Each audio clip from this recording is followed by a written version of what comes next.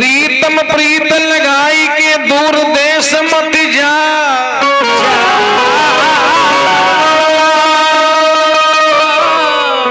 प्रीतम प्रीत लगाई के दूर देश मत जा,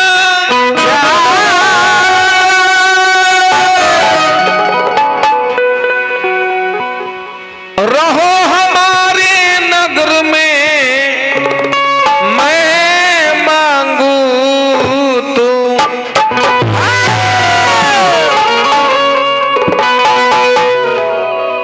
कार्यक्रम के हमने के अंतिम गीत है बड़ी सुंदर निर्गुण।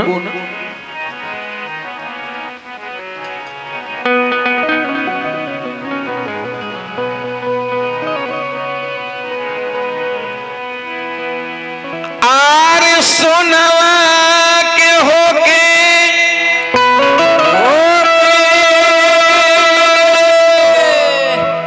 व्यापारी रे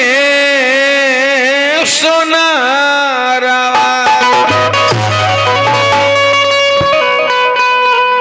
इतना बढ़िया शरीर मिलल बा हमने के निमन काम ना करके बाउर काम के फेरा में रहत नहीं। कबीर साहब है बात के वहां के दोहरौले बने कि सोनमा के बनी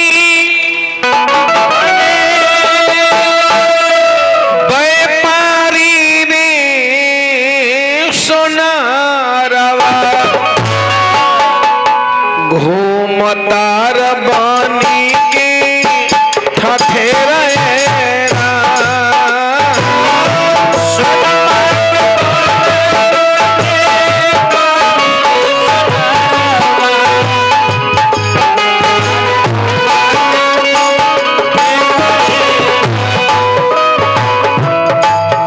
दोबारा ये शरीर मिली कि ना मिली अगर कोनो भरोसा ना हो। जैसे 144 बरस के बाद महाकुंभ के मेला लागल, वहाँ के लोग बतावता 144 बरस के बाद फिर बुझाता कि हमने के तो नहीं अब देख हम 144 साल बीते वाला कहिया बीती। ऐसे जीवन में कुछ ना हो, रुपया पैसा हाथ के मोइल बा, तीर्थ धाम जे भी निमन काम करे ओकर परिणाम रहुआ के मिली। इना के धर्म पत्नी जी रोज पूजा पाठ करता नहीं ओकर फायदा पति देव के मिली मिली फायदा, लेकिन वो हमरा ना बुझाई, ओकर फायदा उनके के बुझाई। सोनावा के बनी व्यापारी रे सोनारावा, सोनमा के बनी व्यापारी रे सोनारवा घूमतार बनी के फेरे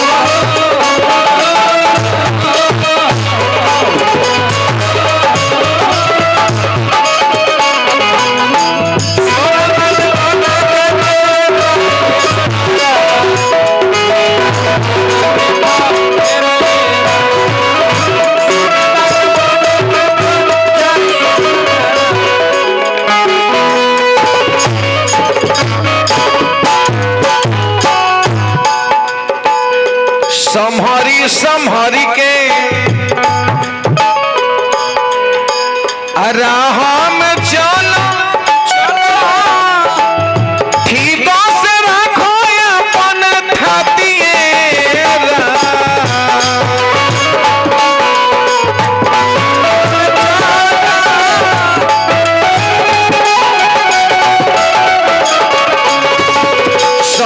संभारी संभारी के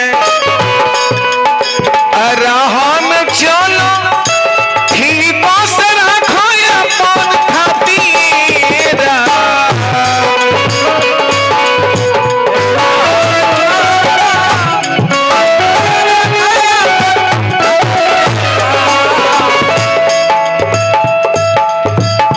पांच रतन के पांच गो चोरवा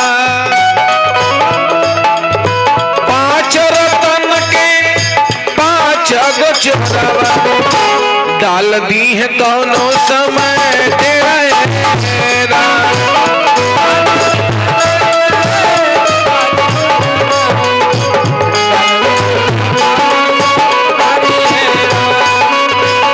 पांच रतन के पांच गो चोरवा पांच रतन के पांच गो चोरवा डाल दी है आके में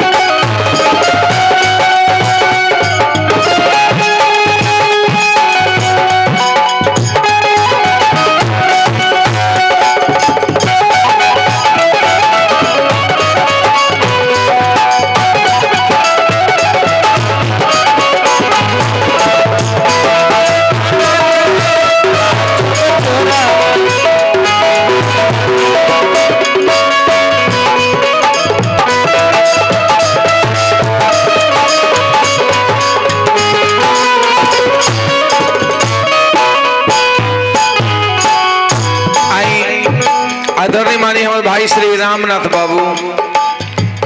वहाँ के पिताजी जिनकर आज श्राद्ध क्रिया संपन्न में निर्गुण भजन हो रहा बा नारायण से मनाए आत्मा के शांति मिले बेटा पतोह नाती नतनी पूरा परिवार के सदस्य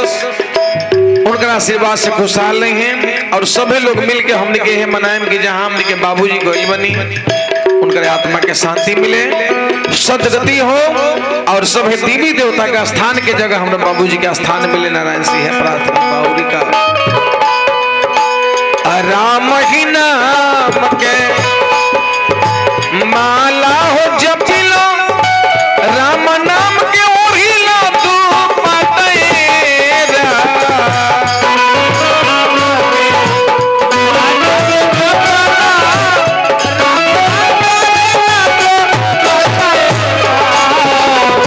राम ही नाम के माला हो जपी लो राम नाम के ओढ़ी लो तू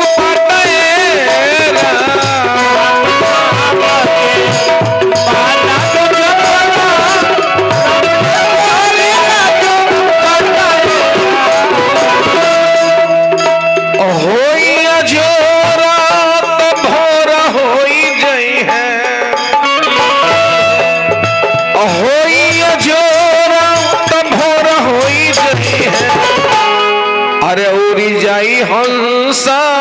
अरे अकेला